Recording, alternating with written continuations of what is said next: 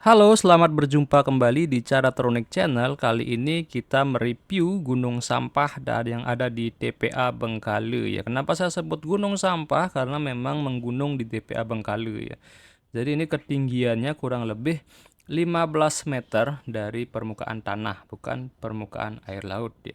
Jadi 15 meter dari permukaan tanah sehingga terlihat menggunung kalau kita lihat dari bawah ya. Nah, ini bagaimana kondisi di TPA Bengkale, sampah-sampah menumpuk, kemudian eh, kita akan lihat bagaimana keseluruhannya ya. Jadi sampah merupakan bagian yang tidak dapat terpisah dari kehidupan manusia karena semua manusia pasti menyisakan sampah dalam kehidupan sehari-hari. Volume sampah yang semakin meningkat seiring dengan aktivitas dan konsumsi masyarakat. Jumlah penduduk meningkat, maka pertumbuhan sampah juga meningkat. Nah, pengertian sampah menurut Undang-Undang Nomor 18 Tahun 2028, Pasal 1 menyatakan bahwa sampah adalah sisa kegiatan sehari-hari manusia dan atau proses alam yang berbentuk padat. Nah, sampah dapat digolongkan menjadi sampah organik dan sampah non-organik yang mudah terurai dan yang tidak mudah terurai.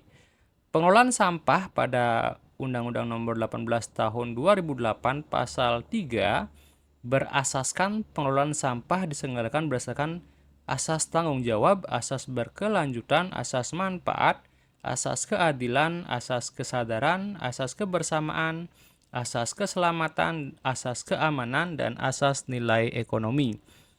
Dan pasal 4 juga mengatakan bahwa pengelolaan sampah bertujuan untuk meningkatkan kesehatan masyarakat dan kualitas lingkungan serta menjadikan sampah sebagai sumber daya. Nah, kali ini kita review bagaimana kondisi TPA Bengkale yang menjadi tempat pengelolaan akhir sampah di Kabupaten Buleleng. Nah, TPA Bengkale menjadi pusat pembuangan atau penampungan sampah terbesar di Kabupaten Buleleng yang secara administratif terletak di Desa Bengkale, Kecamatan Kubu Tambahan. Nah, saat ini TPA Bengkale menghadapi permasalahan terbatasnya luas area sel penimbunan sampah.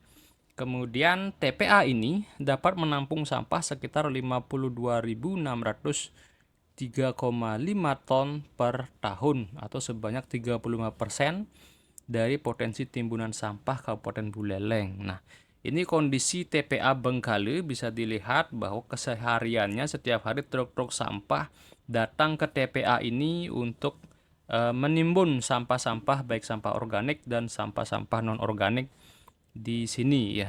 Kenapa disebut dengan tempat pemrosesan akhir? Karena sudah tidak bisa lagi diolah oleh masyarakat kemudian ditimbun ya di sini. Nah, di sini kita lihat kebanyakan yang ditimbun adalah sampah-sampah plastik dan kita lihat di sini banyak sekali pemulung yang mencari sampah-sampah plastik yang bisa dijual kembali yang bernilai ekonomi. Nah, salah satu pemulung saya wawancara, dia mengatakan bahwa mereka dapat sampah di sini yaitu sekitar 200 kilo per bulannya ya, satu orang ya. Kurang lebih 200 kilo, bisa kadang-kadang lebih banyak, kadang-kadang bisa lebih sedikit dalam satu bulan tergantung bagaimana kondisi sampah yang dibawa ke sini. Nah, ini setiap bulan kalau bisa kita hitung itu bisa berkilo-kilo, bisa berton-ton sampah plastik yang juga dibawa di TPA ini ya. Nah, TPA Bengkale ini jadi karena pengelolaannya itu disebut dengan penggunaan sel, artinya penimbunan sampah. Jadi pertama-tama akan dibuat lubang yang besar, kemudian ditaruh pipa-pipa di bawah, kemudian juga pipa-pipa ke atas ya, yang di bawah juga. Nah, ini untuk menampung cairan atau cairan yang berwarna hitam dari bekas sampah itu akan ditampung di bak penampungan cairan sampah itu ya, limbah yang berbentuk cairan.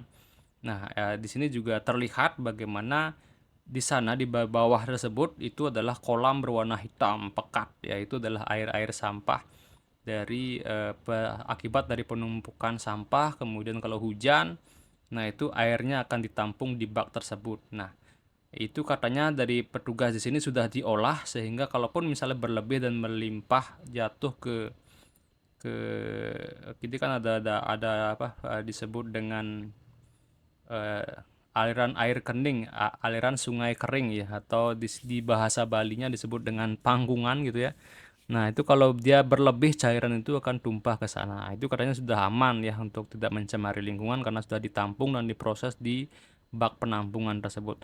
Jadi warnanya itu adalah hitam pekat ya. Jadi bisa dilihat ya ini bagaimana warna cairan dari limbah sampah ya, dari sampah yang tertimbun di TPA Bengkale.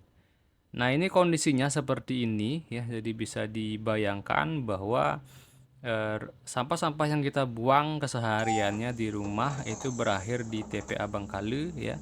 Dan ini kalau masyarakat tidak bisa mengolah sampahnya yang secara mandiri di masing-masing keluarga untuk menghindari jumlah sampah yang masuk ke TPA, maka ini akan menjadi permasalahan serius ya di TPA itu sendiri karena sudah dikatakan bahwa TPA sekarang arealnya sudah terbatas dan mereka kewalahan terkait dengan untuk membangun kembali sel-sel penimbunan sampah kembali ya. Jadi kalau artinya kalau memang pengen mempertambah luas TPA, maka pemerintah harus mengeluarkan dana yang cukup besar untuk membeli area lahan di sekitar TPA ya.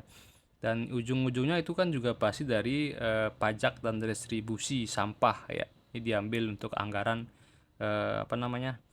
Anggaran eh, pemrosesan akhir atau pembuatan TPA di Desa Bengkale ya.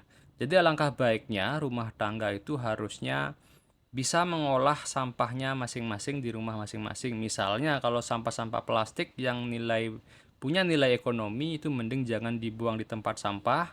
Itu silakan dikumpulkan di rumah masing-masing kemudian dijual ke bank sampah atau ke tempat-tempat yang menerima rongsokan gitu ya. Itu dijual. Atau biasanya kan di rumah-rumah ada saja pemulung atau mungkin petugas-petugas yang mencari barang-barang bekas untuk dijual. Nah, itu juga bisa kita tunggu mereka datang untuk kita tawarin bahwa kita ada barang-barang bekas seperti plastik. Walaupun nilainya murah itu akan lebih membuat efisien, artinya kita juga tidak membebani TPA ya di tempat perolehan akhir. Ya, TPA kalau semakin menggunung itu juga ujung-ujungnya pasti akan bermasalah ya. Terutama di musim kemarau seperti di tahun 2023 TPA Bengkale ini sempat kebakaran ya. Karena suhu lingkungan, suhu udara sangat tinggi. Kemudian juga di sini kan gas metana yang dihasilkan oleh sampah itu memicu terjadinya kebakaran ya, kebakaran sampah. Dan kalau sudah pernah kebakaran ini sulitnya bukan main ya dalam memadamkan api di TPA ya, karena di sini adalah tempat sampah yang mana mudah sekali terbakar ya. Seperti plastik itu mudah sekali terbakar. Kemudian beberapa daun-daunan juga mudah terbakar, sehingga proses pemadaman api kalau sampai TPA terbakar ini benar-benar memakan waktu yang lama dan juga mencemari lingkungan ya. Yang tercemar ya pasti desa di daerah sekitar TPA Bengkale seperti Kubu Tambahan, kemudian di Desa Bungkulan dan Desa Bengkale. Nah, ini juga kalau terjadi kebakaran ya itu berpotensi malah mengganggu kesehatan masyarakat. Seperti ISPA kalau terjadi ketika kabut asap menyelimuti desa karena akibat dari TPA Bengkale ini terbakar. Nah, jadi mohon atensinya untuk seluruh masyarakat bagaimana caranya kita harus bisa mengolah sampah di rumah masing-masing untuk mengurangi timbunan sampah di TPA ya. Jadi yang pertama itu kita sampah plastik jangan dibuang ke TPA, dikelola di rumah masing-masing. Yang kedua adalah sampah plastik, sampah-sampah organik itu bila perlu dijadikan kompos di rumah masing-masing ya. Nah, jadi bagaimana? Jadi tinggal dibuat lubang di rumah masing-masing, sama seperti membuat septic tank untuk WC ya atau toilet.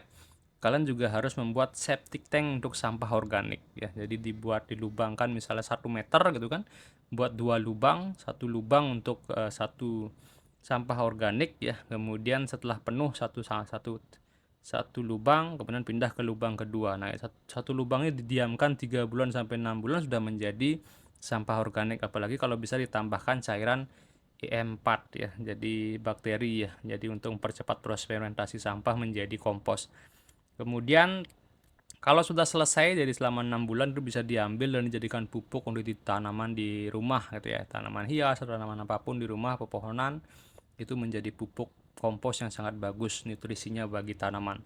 Kemudian yang ketiga, selain menjadi kompos bisa dirubah menjadi ekoenzim. Nah, untuk jenis-jenis sampah organik seperti dedaunan, kemudian sampah organik sayur-sayuran, kemudian sampah organik dalam bentuk kulit buah itu bisa dijadikan ekoenzim. Ya, nanti kita akan buat video khusus tentang review bagaimana manfaat ekoenzim dan bagaimana cara membuat ekoenzim ya.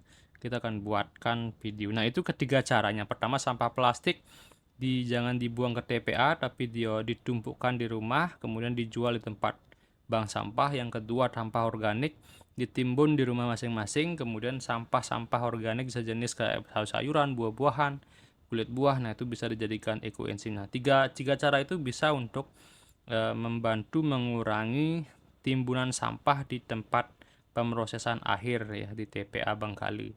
Nah itu satu, ya saya rasa TPA dimanapun itu sama kondisinya, hanya ditimbun kemudian dijadikan gunung sampah ya. Jadi saya rasa semoga dengan bijak dalam mengelola sampah di rumah tangga masing-masing, kita tidak membuat peradaban gunung sampah di mana-mana ya. Jadi kalau zaman dulu kerajaan membuat candi yang begitu besar dan megahnya, jangan sampai peradaban kita malah membuat gunung sampah di mana-mana ya. Baik, sekian review tentang gunung sampah di TPA Bengkale. Semoga bermanfaat dan memberikan inspirasi dan memotivasi seluruh warga di rumah tangganya masing-masing untuk mengolah sampahnya di rumah masing-masing. Satu lagi saya lupa pesan, jangan pernah membakar sampah. Nah, karena proses pembakaran sampah itu juga menimbulkan polusi dan juga mengganggu pernapasan ya, juga berpotensi menyebabkan ispa. Apalagi yang dibakar adalah sampah plastik, ini sangat berbahaya sekali ya. Jadi itu pesan terakhir dari saya. Saya ucapkan terima kasih sudah menonton video ini, jangan lupa di share ke semuanya ya. Semoga dari gambaran review sampah di TPA Bengkale ini menjadi motivasi untuk seluruh masyarakat bisa bijak dalam mengelola sampahnya masing-masing di rumah tangganya masing-masing ya. Baik, sekian, terima kasih, sampai berjumpa kembali di video selanjutnya.